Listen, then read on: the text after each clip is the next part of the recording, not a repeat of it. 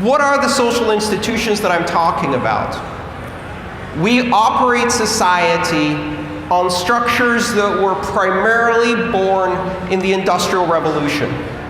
And the most powerful of those structures is the hierarchical bureaucracy.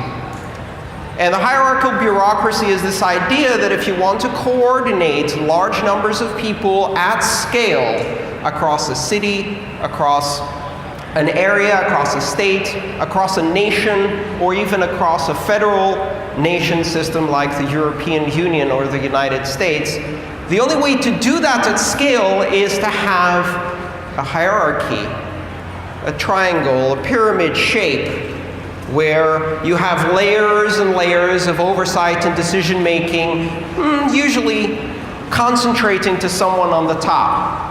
That structure repeats in every aspect of our social institutions, our schools, our businesses, our governments. And those structures are now failing to scale, and they're failing to scale dramatically. We are living in a world where we can't trust news, where young people don't have jobs, where they can't trust institutions like banks, where they feel betrayed by government, disenfranchised by fake democracy. And all of those things have one thing in common. The common institutions of society are failing to scale. We operate on the internet as one global society without borders, and all of our institutions do not. And so they fail to address the big problems of our era. How do you deal with the globalization of information when that's handled by institutions that are local? How do you deal with law? It's a funny question which comes up very often, especially when I start talking about Bitcoin. And people say things like, what if someone does something illegal with Bitcoin? And the obvious answer is really simple. Illegal where? Illegal in what jurisdiction? Like, for example, selling Bibles. Someone might do that with Bitcoin. Very illegal in North Korea. Right? Selling drugs. Legal in some places, illegal in others. The problem is the word legal implies a jurisdiction, and that jurisdiction is failing to scale. It's failing to address the global needs. So the first problem is architecture. We have institutions that are hierarchical and bureaucratic. And don't get me wrong, these institutions didn't fail in the beginning. In the beginning, these institutions actually allowed humanity to scale tremendously and gave billions of people freedom and raised them out of poverty. These institutions did a lot for us, but now they can no longer achieve their goals because they failed to scale. Architecture is at the core of that problem. And I look at that as a computer engineer. I look at architecture and I think, how do the bits fit together? And based on that architecture, what emergent properties do you see? So let's look at the architecture of social institutions and think a bit for a second about what that architecture does. And you may squirm a bit at this point, but what happens when you build a hierarchy? Well, decisions and information flow upwards, right? So you collect information at the bottom and gradually refine it until it reaches the top. And one fundamental problem with an architecture like that is bandwidth. I'm speaking strictly as an engineer if you were doing that. Like a corporation, a large institution, a government, the fundamental problem it has is as you concentrate information and decision-making at the top, you can no longer achieve the number of decisions per minute, if you like, as a metric that you need in order to address the torrent of information that's coming up. And eventually what happens is you have to filter more and more information because you can't absorb it all. And the decision-making gets poorer and poorer over time as the information gets filtered. So this is why these institutions are failing, because the people who are making the decisions are far enough removed from the source of information, but also far enough removed from the impact of their decisions. If you think of it in terms of representative democracy, it's not representative. That's the problem, right? And we see this in large corporations that fail to innovate for the same exact reason, non-scalable architecture. And in companies, you see people trying to change that, to implement flatter org charts, so you can have more lateral movement of information. And at the same time, we see that in society. People are trying to devolve power to local areas, and we're seeing just in the news recently, declaration of independence by the Catalan state. These are all symptoms of the fact that if the organization fails to scale, it will be fragmented, it will be disbanded, and you'll see that kind of devolution happening. All right, so scale, bandwidth, architecture, interesting engineering problems. There's one other small problem with these social institutions, a problem that was identified a while ago by a guy called Cicero. And he said, power corrupts. Absolute power corrupts absolutely, right? So the problem of a hierarchy is it's not just decisions and information that flow up, it's power. And as the hierarchy becomes entrenched, the people at the top get more and more and more powerful just at the same time that they're getting more and more detached from the people they're applying power to. So problem 2, corruption. And corruption gets worse as the scale of the organization gets bigger. Again, because of that distance. And then you have the other slight problem. Yes, good people can rise through this hierarchy and they will be tempted and corrupted by the power. But they're not the only ones rising. In fact, rising much faster than them are sociopaths. Because power and hierarchy attracts sociopaths. It's not a coincidence that many CEOs exhibit narcissistic tendencies and sociopathic tendencies, because the job attracts that.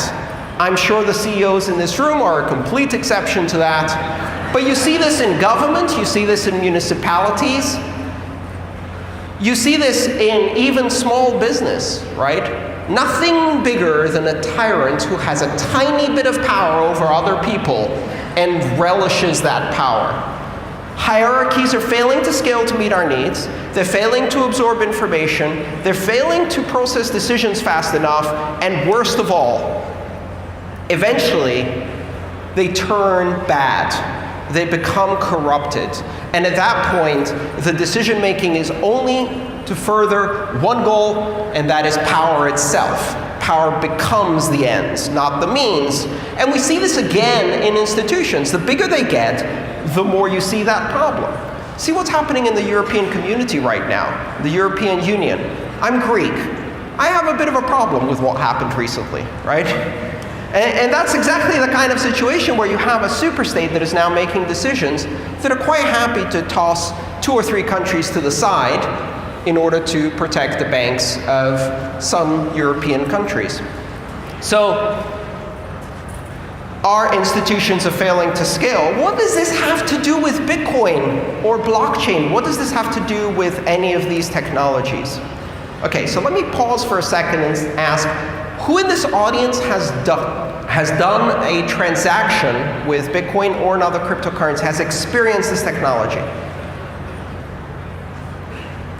Less than 10% of the audience. Great. Early stage adopters. Fantastic. By the way, if you're interested in trying something like that, come see me after the talk. I will set you up with your first wallet, and I will help you get some Bitcoin. I'll give you Bitcoin. Not a whole Bitcoin. I can't afford that anymore. But what does this have to do with Bitcoin? You hear about Bitcoin, and what you hear from the media is that this is a currency that exists on the internet, kind of money for the internet. Yeah? To put it better, I would just say what you hear from the media is that this is geek money primarily designed for drug dealers. And that's okay.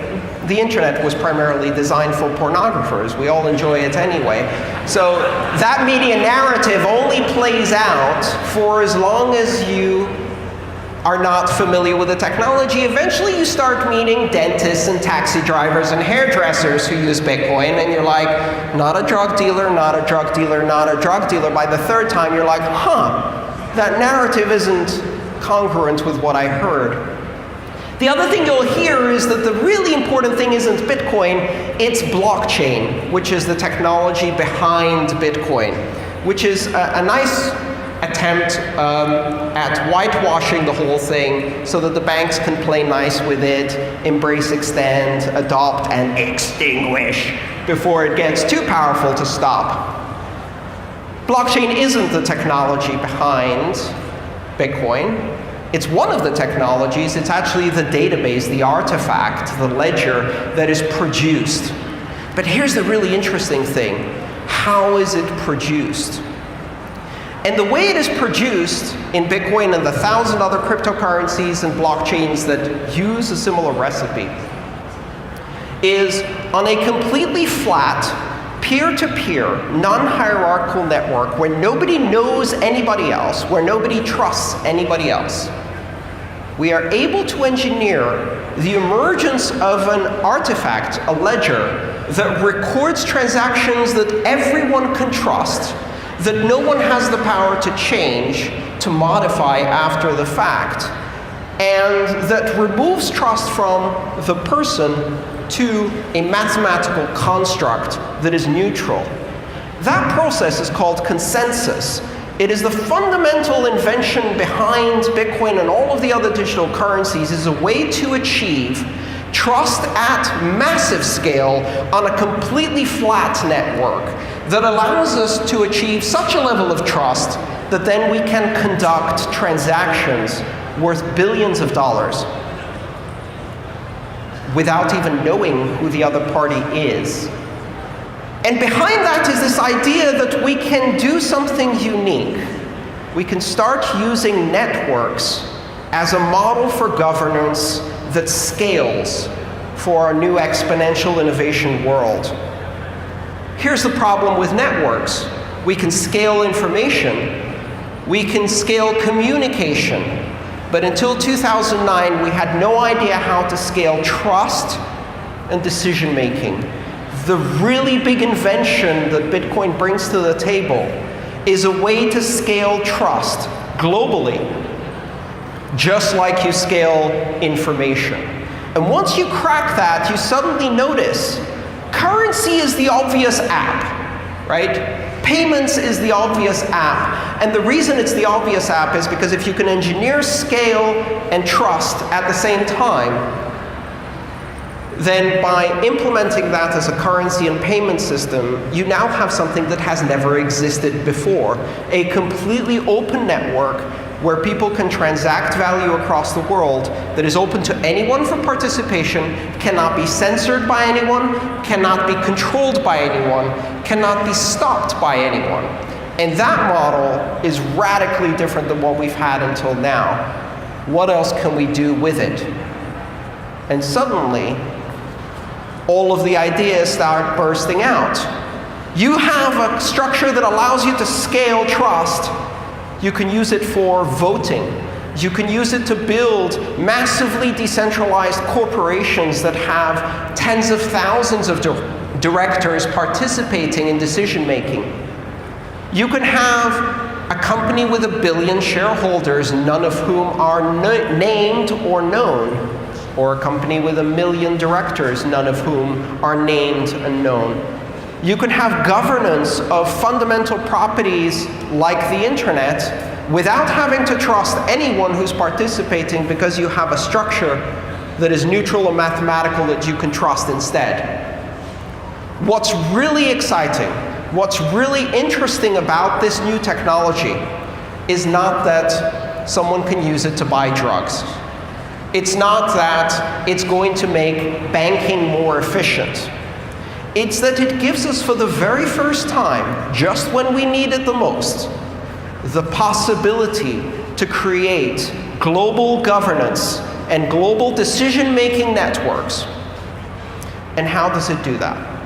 Fundamentally, the consensus algorithm that is used in these technologies in Bitcoin is a market-based game theoretical competition.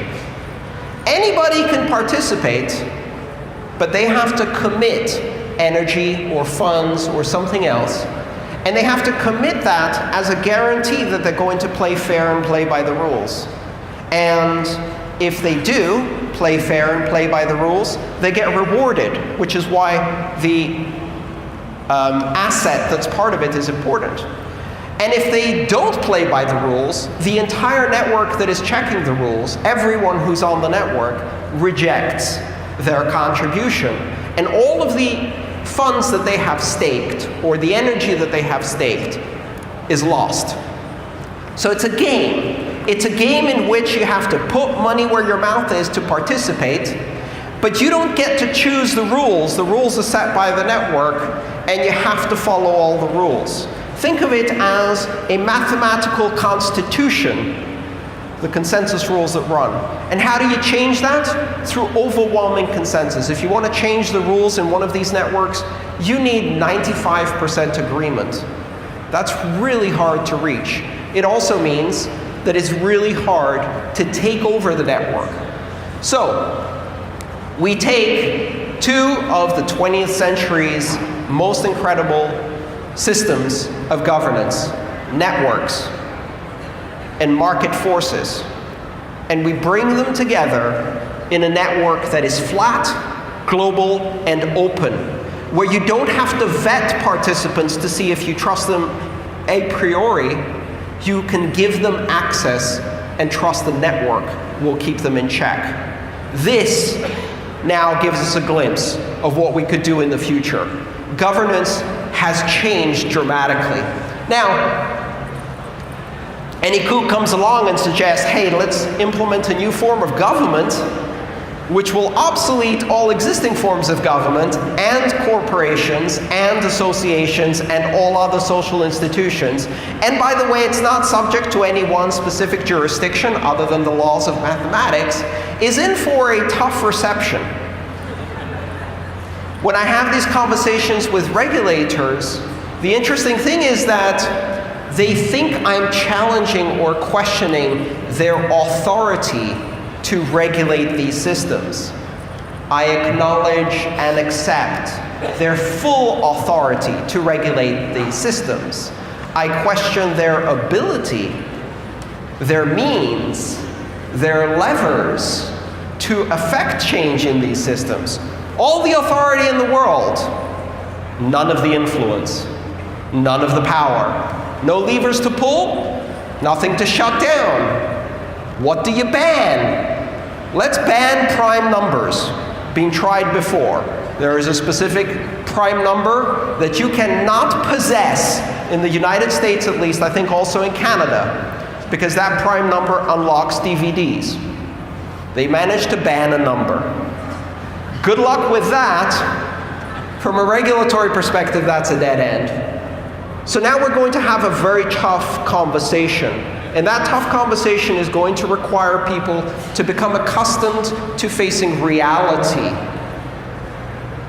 We should not have a system that allows criminals to pay anyone they want. We now have a system that allows criminals to pay anyone they want. And all of us, and all of them, and everyone to pay anyone they want. We shouldn't have or allow a system that can transfer value or record information that no one can edit or alter. We now have such a system. Whether we should, whether we must, whether we can't, whether we won't, none of that matters. It is. Now let's talk about what we're going to do about that, and how we're going to adapt to a society that has the means to create these structures of global trust, and also has to deal with the repercussions of creating these structures of global trust. And I'll leave you with a final thought, which is going to throw another big wrench into that. Money has three fundamental properties, or uses: store of value, medium of exchange, unit of account. In the last 50 years, all of the governments in the world have added a fourth use, which is system of control. Using money, using the banking system as a fully deputized arm of law enforcement and surveillance in order to monitor and control money as it flows around the world. This dream started by Richard Nixon in the 70s, and it's reached now its apotheosis as countries do the unthinkable, like banning cash overnight, as if that's going to stop corruption and black money. That dream is over. That dream ended on January 3rd, 2009, with the first block of Bitcoin, the Genesis block, which contained a message within it. The Times of London, Chancellor of the Exchequer, on the brink of second bailout of banks. And that message resonates with a whole lot of people nowadays. It was the secret message that told us why this was created, but we don't yet know what impact it's going to have. I think it's going to be big. Thank you very much.